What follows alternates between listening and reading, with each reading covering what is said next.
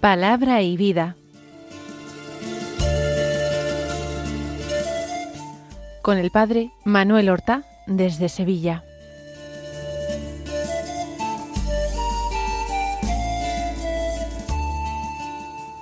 En el nombre del Padre, y del Hijo, y del Espíritu Santo. Amén.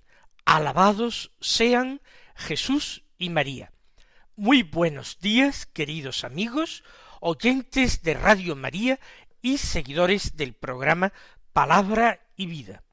Hoy es el viernes después de la Epifanía, un viernes que es 10 de enero. Estamos a punto de terminar el tiempo litúrgico de la Navidad. Pasado mañana será la fiesta del bautismo del Señor, un digno broche final del tiempo litúrgico navideño. Pero todavía vivamos unos días más la Navidad, para ir introduciendo el misterio de la Navidad en nuestra vida ordinaria. No estamos en el tiempo ordinario, pero no importa. Vivimos ya en lo ordinario de la vida, en la rutina de nuestros trabajos, en el día a día. Vivimos con la luz que la Navidad nos ha aportado. Y la Iglesia nos ofrece en la liturgia de la misa lecturas de la palabra de Dios que todavía están echando de alguna manera leña a esa hoguera que hemos encendido de luz y de amor en la Navidad. Así no tenemos una lectura continuada como evangelio de estos días. Durante 2 o 3 días hemos escuchado a San Marcos, pero no es el único evangelista que hemos escuchado. De hecho, hoy tenemos un texto de San Lucas, del capítulo 4, los versículos 14 al 22, que dice así: En aquel tiempo Jesús volvió a Galilea con la fuerza del Espíritu, y su fama se extendió por toda la comarca. Enseñaba en las sinagogas, y todos lo alababan. Fue a Nazaret, donde se había criado. Entró en la sinagoga, como era su costumbre los sábados, y se puso en pie para hacer la lectura. Le entregaron el rollo del profeta Isaías, y desenrollándolo, encontró el pasaje donde estaba escrito: El Espíritu del Señor está sobre mí, porque Él me ha ungido, me ha enviado a evangelizar a los pobres, a proclamar a los cautivos la libertad, y a los ciegos la vista, a poner en libertad a los oprimidos, a proclamar el año de gracia del Señor. Y enrollando el rollo y devolviéndolo al que lo ayudaba, se sentó. Toda la sinagoga tenía los ojos clavados en él, y él comenzó a decirles: Hoy se ha cumplido esta escritura que acabáis de oír. Y todos le expresaban su aprobación, y se admiraban de las palabras de gracia que salían de su boca. Vamos a situar lo que narra este texto. Vamos a situarlo en el contexto de la vida de Jesús. Jesús volvió a Galilea. ¿De dónde venía? Venía del Jordán, donde él había recibido el bautismo.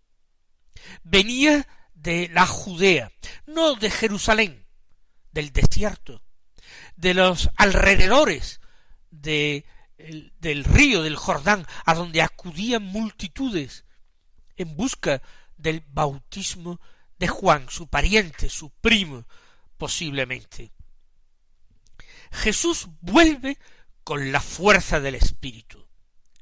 En el episodio del bautismo que nosotros vamos a celebrar el próximo domingo, poniendo fin al tiempo litúrgico de la Navidad, veremos al Espíritu Santo descender en forma de paloma sobre Jesús. No quiere decir esto que Jesús, incluso en su humanidad, no estuviera ya ungido totalmente por el Espíritu Santo. En cuanto segunda persona de la Trinidad, estaba en íntima e indisoluble comunicación, continua comunicación con el Padre y el Espíritu. Pero en cuanto a su humanidad, desde el primer instante de su concepción, desde el instante de su encarnación, desde el instante en que María dijo: «Aquí está la esclava del Señor, hágase en mí según tu palabra».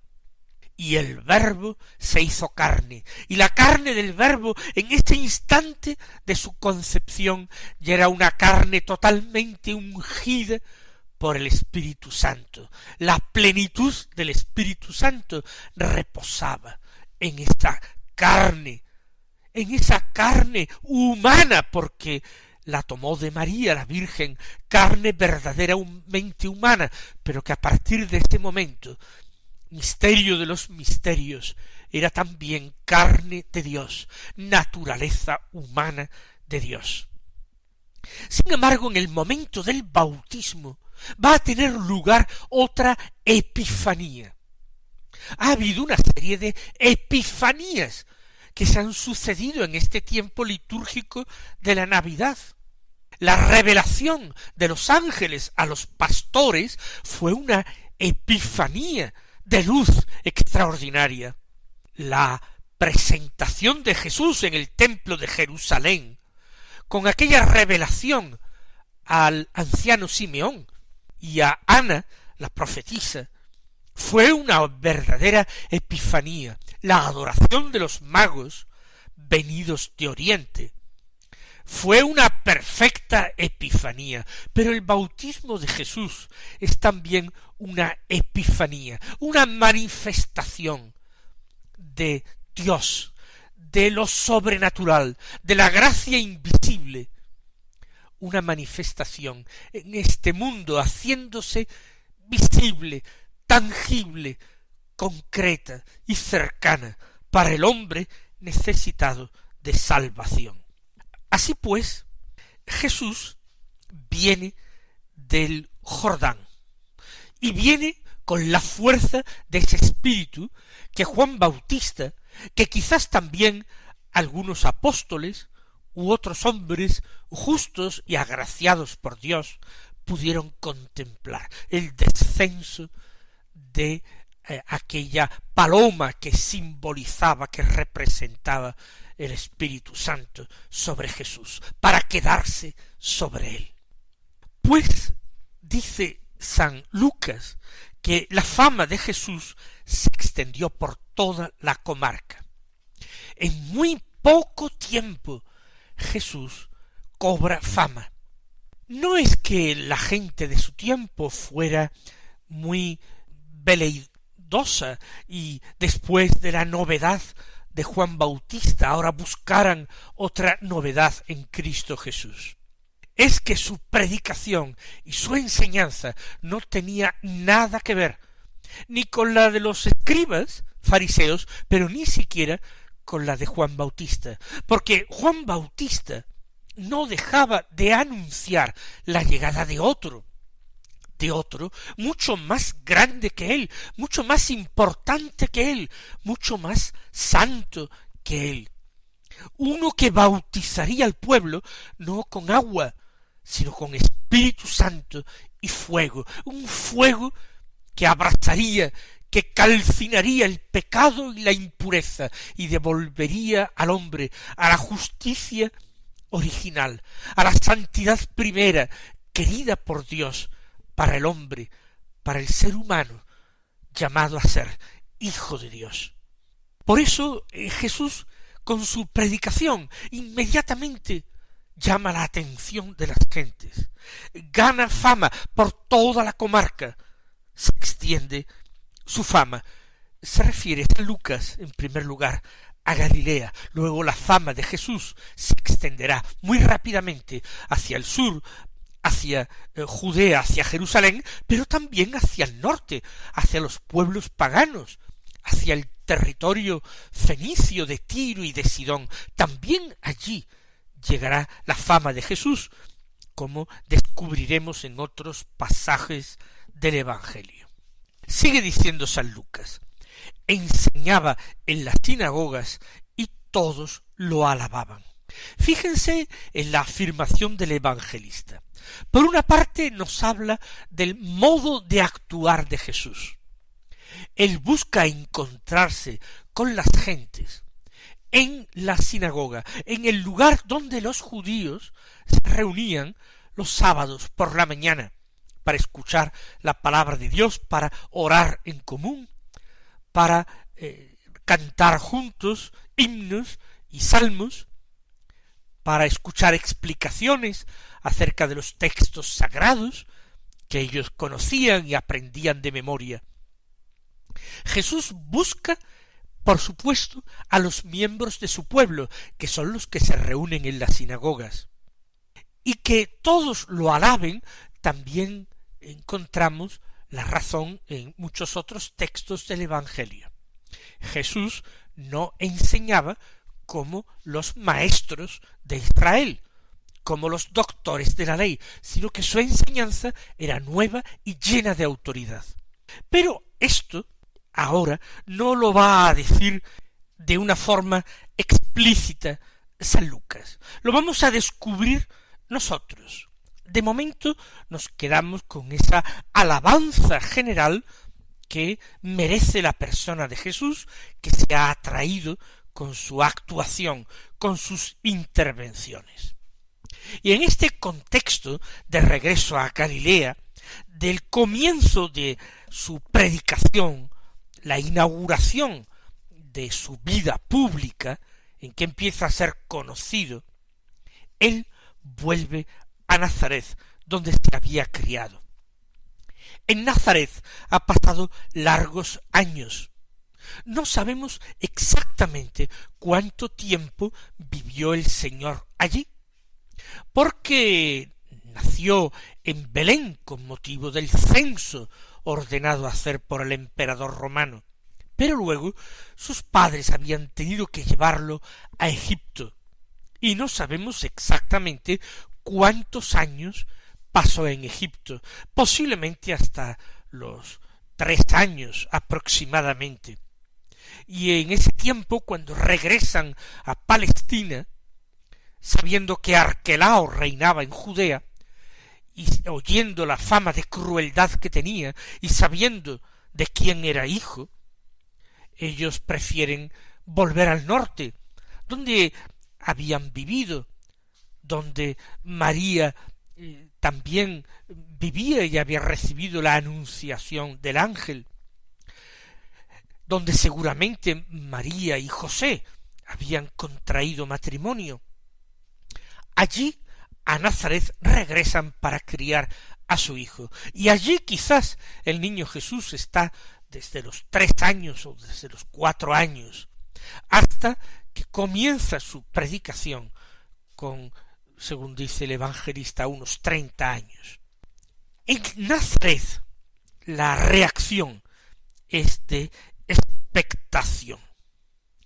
Ya la fama ha llegado a Nazaret y es la primera vez que aquel hombre, el hijo de José para la mayoría, el que había heredado el oficio y quizás el sencillísimo taller doméstico de su padre, allí este hombre que no se le conocen estudios más que los normales, los elementales recibidos del rabino de su propia sinagoga, este hombre que concita la atención de tantos, toma la palabra, toma el rollo del profeta Isaías, que es el que le entregan, para hacer la lectura y proceder después a una explicación, una enseñanza. Y él leyó este pasaje: el Espíritu del Señor está sobre mí porque Él me ha ungido. Me ha enviado a evangelizar a los pobres, a proclamar a los cautivos la libertad y a los ciegos la vista, a poner en libertad a los oprimidos, a proclamar el año de gracia del Señor. Es un texto bellísimo, que quizás habría recibido distintas lecturas, distintas interpretaciones a lo largo de los siglos anteriores, desde el momento en que fue escrito por Isaías. Pero el Señor va a descubrir el sentido profundo de este texto. En primer lugar, lo describe a Él. El Espíritu del Señor está sobre mí. Es lo que vamos a meditar el domingo que acontece en el bautismo de Jesús. Se ha hecho visible para todos. El Espíritu Santo, en una forma perceptible para los sentidos, había descendido sobre él. No puede quedar la menor duda de que el Espíritu de Dios lo ha ungido. Ahora bien, ser ungido de Dios es ser Mesías. Ese es el significado de la palabra Mesías, hebrea, y de la palabra Cristo, griega, que significa exactamente lo mismo. A diferencia de antiguos profetas de Israel, a diferencia de los reyes de la estirpe de David, Jesús no había sido ungido con aceite por ninguna autoridad humana, aunque fuera por delegación de Dios. Jesús había sido ungido en su humanidad por el mismo Padre con la unción santísima del Espíritu. Ese es su misterio, esa es su personalidad, descrita por Isaías. El Espíritu del Señor está sobre mí. Luego Jesús es el Mesías de Israel, aunque aquellas gentes cuyo corazón salta de alegría, de gozo, de alabanza, sin embargo todavía no saben por qué, porque no son capaces de momento de penetrar este misterio tan escondido. A continuación, no solamente dice quién es, sino cuál es su misión. Evangelizar a los pobres, es decir, anunciar la buena noticia a los pobres. ¿A qué pobres? No a los mendigos que pedían limosna por los caminos de Israel. Todos los pobres de Yahvé que ansiaban la manifestación de Dios, manifestación salvadora de Dios, que anhelaban la llegada del Mesías, el cumplimiento de las promesas de Dios, las promesas hechas a David, pero no solamente las promesas hechas incluso a los patriarcas. Él me ha enviado a evangelizar a los pobres, a proclamar a los cautivos la libertad, cautivos del demonio, cautivos por el pecado, a los ciegos la vista, la ceguera que no nos permite ver a Dios, la ceguera que provoca la falta de limpieza de corazón. De ahí la bienaventuranza que en breve Jesús proclamará en el Sermón de la Montaña. Bienaventurados los limpios de corazón, porque ellos verán a Dios. ¿Y quién puede dar esa limpieza de corazón?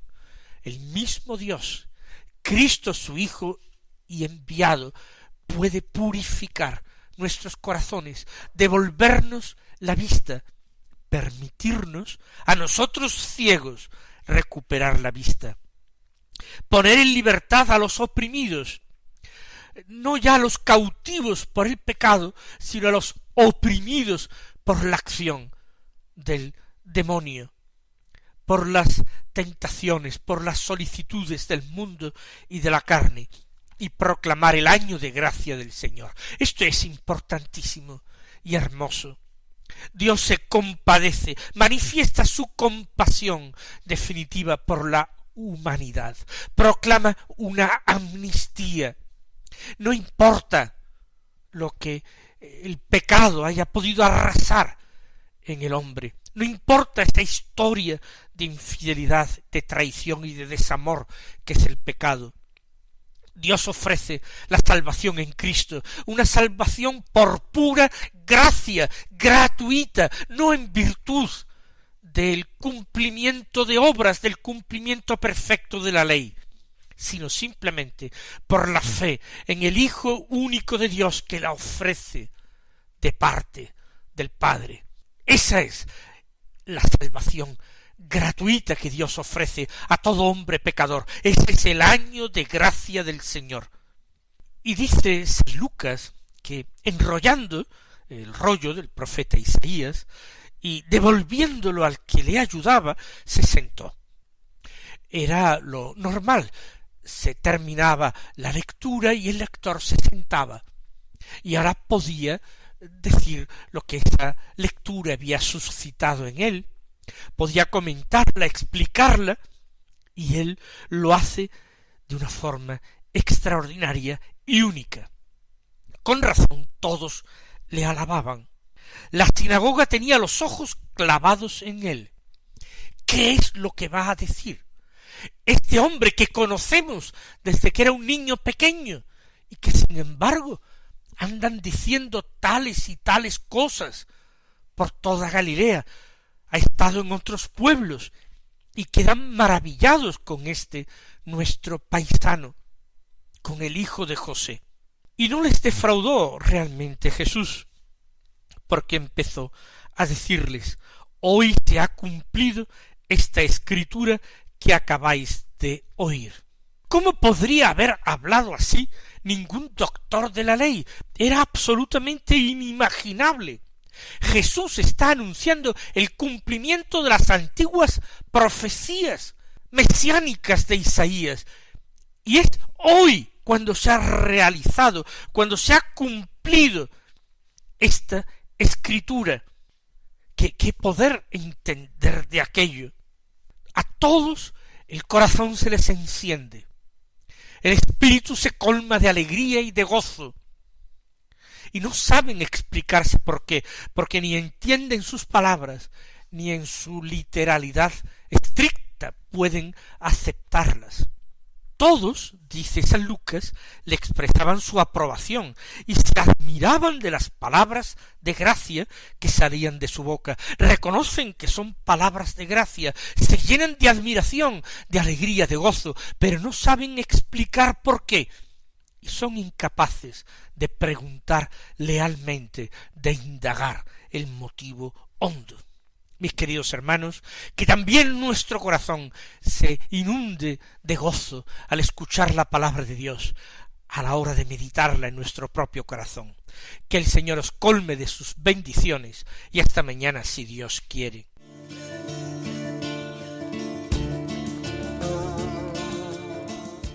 Han escuchado en Radio María Palabra y Vida, un programa que dirige el Padre Manuel Horta.